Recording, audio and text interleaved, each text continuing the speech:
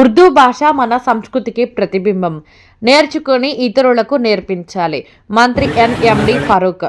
నంద్యాలలో ఉచిత ఉర్దూ పుస్తకాల పంపిణీ కార్యక్రమం.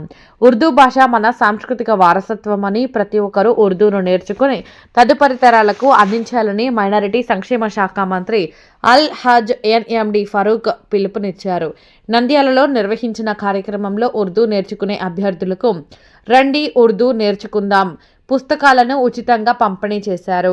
ఈ సందర్భంగా ఉర్దూ భాష అభివృద్ధికి ప్రభుత్వం కట్టుబడి ఉందని మంత్రి తెలిపారు.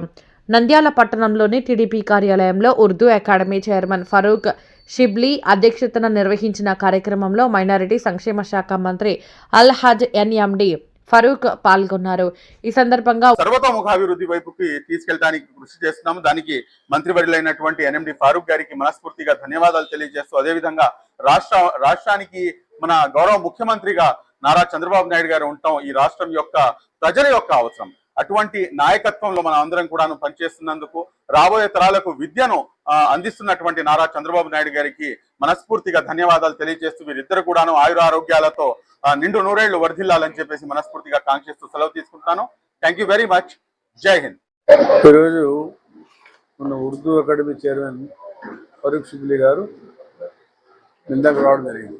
ఎందుకంటే ఆయన ఇంట్రెస్ట్ ఏమంటే ఉర్దూ సీకే అంటే రండి మన ఉర్దూ భాషను నేర్చుకుందాము అని. ఎందుకంటే ఉర్దూ భాషతో పాటు ఉర్దూ భాష కూడా ఎవరైతే ముస్లింలు ఉన్నారో మాతృభాష కాబట్టి ఉర్దూ భాష తక్కువ మాట్లాడతారు. కాబట్టి ఉర్దూను కూడా బతికేయాలి. ఉర్దూ భాష మన దేశ భాష. మన దేశ భాషల్లో ఉర్దూ భాష చాలా తీయటి భాష, వండర్ఫుల్ లాంగ్వేజ్.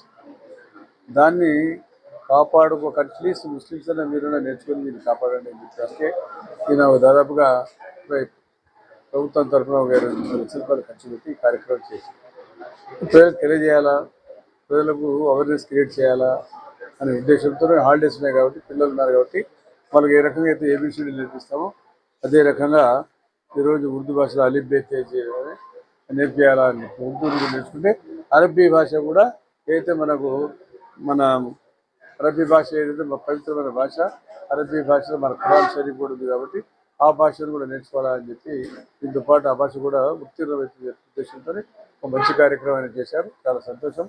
ఈరోజు ఈ కార్యక్రమంలో ఇక్కడి నుంచే లాంచ్ చేయాలని ఆయన అనుకోకుండా వేరే కార్యక్రమానికి వచ్చారు. ఫరూక్ షిబ్లీ నాకు చెప్పాడు, అంకుల్ ఇక్కడికి వచ్చి మేము చేద్దాము, నిందాల్లో మన కాన్స్టిట్యూన్సీ కాబట్టి మంచిది అని చెప్పాను. కానీ నాకు సరే ఇంకా ఎండాకాలం కాబట్టి, వేసవికాలం కాబట్టి మరి గ్యాదరింగ్ తక్కువైంది. సరే వాట్ ఎవర్ ఇట్ ఈజ్, ఈరోజు మంచి కార్యక్రమాన్ని ఇక్కడ మనం లాంచింగ్ చేశాం. మరి అధికారులతో వచ్చారు, మరి పెద్దలు తెలుసు మీకు అంజద్ బాషా గారు, అదేవిధంగా అజీజ్ ఆయన అడిగినాడు. ఆయనకు ఉర్దూ భాషకు ఆయనకు లాంగ్వేజ్తో సంబంధం. ఆయనకు చాలామంది అంటారు ఆయన అది ఇది అని. అది కాదు ఇది కాదు, ఆయనకంతా నాకు అది చెప్పాడు. ఆయన నాకు ఉర్దూ భాషను కాపాడే బాధ్యత నాకు, అంతేగాని నాకు పార్టీతో సంబంధం లేదు. కరెక్ట్, ఆయన భాషకు పార్టీకి సంబంధం లేదు. రెచ్చగొడతా ఉంటారు. కాబట్టి ఈ ఉర్దూ భాష ఈరోజు మంచి పరికరమైన భాష. ఈ భాషల కోసం ఈరోజు ఈ కార్యక్రమం ఏర్పాటు చేశాం. దాంతోపాటు తాలీమే హునర్ కొద్దిగా టాలెంట్ స్కిల్ అంటే మైనార్టీలో స్కిల్ ఉంది వాళ్ళలో సాంకేతికపరమైన విద్య వాళ్ళ చేతుల్లో ఉంది, వాళ్ళకి తెలుసు. వాళ్ళు జీవనం అదే ఎగుడుతున్నారు. చాలామంది పూలు అమ్ముకోవడము, పండ్లు అడుకోవడము, మెకానికల్ పని చేసుకోవడము, ఇట్లాంటి భాష చేసి జీవనం గడుపుతూ ఉన్నారు. వాళ్ళు ఉండే స్కిల్ బయటికి తీయాలి. వాళ్ళు ఉండే స్కిల్ బయటికి తీసి మనం దేశానికి, రాష్ట్రానికి మనకు వాళ్ళ ప్రయోజనం అవసరం ఉంది. అదే కాకుండా వాళ్ళ దగ్గర ఎక్కువ మంది ప్లంబర్లు, కన్స్ట్రక్షన్ వర్క్ చేసేవాళ్ళు, ఎలక్ట్రికల్ పని చేసేవాళ్ళు అటువంటి స్కిల్ ఉంది. ఆ స్కిల్ గుర్తించే చంద్రబాబు నాయుడు గారు 1998లో హైదరాబాద్లో గచ్చిబౌలిలో 100 ఎకరాలు ఇచ్చి స్కిల్ డెవలప్మెంట్గా స్నాక్ ఏర్పాటు చేసినాడు. నేషనల్ కన్స్ట్రక్షన్ ఆఫ్ అది అంతేసారు స్నాక్ యూనివర్సిటీ కన్స్ట్రక్షన్ పెట్టారు. దాంట్లో ఎన్నో రకాలుగా ఇప్పుడు సచివాలయాలు ఎన్ని రకాలు ఉన్నాయి, అన్ని రకాలుగా దానికన్నా ఎక్కువ కొన్ని 20-30 రకాల స్కిల్ డెవలప్మెంట్ జరుగుతూ ఉంది. ఆ రకంగా వాళ్ళు ఉండే స్కిల్ బయట తీసి ఈరోజు తాలీమే హునర్ అని చెప్పి ఒగ్గోడు తరఫు నుంచి, ప్రభుత్వం తరఫు నుంచి అంతా కాకుండా ఒగ్గోడు ఫైనాన్స్ చేస్తూ ఉంది. దీనికంతా చైర్మన్ అజీజ్ గారి కార్యక్రమం అటు చేయడం జరిగింది. మంచి కార్యక్రమం. ఆ నెల్లూరులో నేనే దీన్ని లాంచ్ చేశాను. నెల్లూరు ఈ కార్యక్రమం ఇన్ఛార్జ్ మినిస్టర్ కూడా లాంచ్ చేశాను. మళ్ళీ ఈ కార్యక్రమం కూడా మంచి కార్యక్రమం. కాబట్టి వాళ్ళు ఉండే స్కిల్ ఈరోజు పిల్లలు చదువుకుంటున్నారు, హాలిడేస్ ఉన్నారు. ఎవరైతే టాపర్స్ వచ్చారో ఆ పిల్లలకు వాళ్ళకు ఈరోజు నీట్ ఎగ్జామ్ జరుగుతూ ఉన్నాయి. తర్వాత నీట్ తర్వాత మనకు ట్రిపుల్ ఐటీ కానీ ట్రిపుల్ కానీ మన స్టేట్వి ఎంసెట్ ఎగ్జామ్స్లో కోచింగ్ ఇవ్వడము. తర్వాత ఇంకా పిల్లలు ఇంకా బాగా నైపుణ్యం ఉండే పిల్లలకైతే ఐఏఎస్ కానీ ఐపీఎస్ కానీ యూనియన్ సర్వీసెస్ కానీ గ్రూప్ 1 సర్వీసెస్ కూడా కోచింగ్ ఇస్తారు. గ్రూప్ 2 కూడా కోచింగ్ ఇస్తామని చెప్పి ఈ కార్యక్రమాన్ని ప్రారంభం చేయడం మంచి కార్యక్రమం. పిల్లలు రావడం దీనికంతా ఆర్థిక ఇబ్బంది మేజర్గా దీని వెనకాలంతా పావర్టీ, పేదరికం. కాబట్టి వాళ్ళ దగ్గర స్కిల్ లేదుగా ఉంది కానీ డబ్బు లేదు.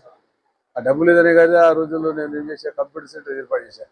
ఆ రోజుల్లో కంప్యూటర్ సెంటర్ పోయి ట్రైనింగ్ తీసుకోండి 10,000 రూపాయలు అవుతుంది. నేను ఉచితంగా కంప్యూటర్ సెంటర్ పెట్టాను. ఈ 5 ఏళ్ళు ఏమైపోయినాయో మీరు కళ్ళారు చూసారు. సరే ఫోటో తీసి మీరు చూపించాలా నాయకులకు. మనం ఆఫ్టర్ ఎందుకు వచ్చా ప్రయత్నం కొట్టేసుకొని పనిచేయడానికి వచ్చాం. పనిచేయనప్పుడు రాజకీయం ఎందుకు పనిలాక రాజకీయాలు ఉండడం ఎందుకు? అది చేయడానికి మనం వచ్చాం. మనకు ఫుల్గా నేను ఒక పని పడితే వెంబడి పడేవాడిని, వదలొచ్చాను కాదు. ఇళ్ళ నిద్రపోయాను. మా సార్ మమ్మల్ని నిద్రపోయాడు. చంద్రబాబు నాయుడు సంగతి మీకు తెలుసు. కాబట్టి మనం ఏదో ఒకటి చేయాలి. మనం వచ్చింది ఏదో ప్రజలకు పని చేయడానికి వచ్చినాం.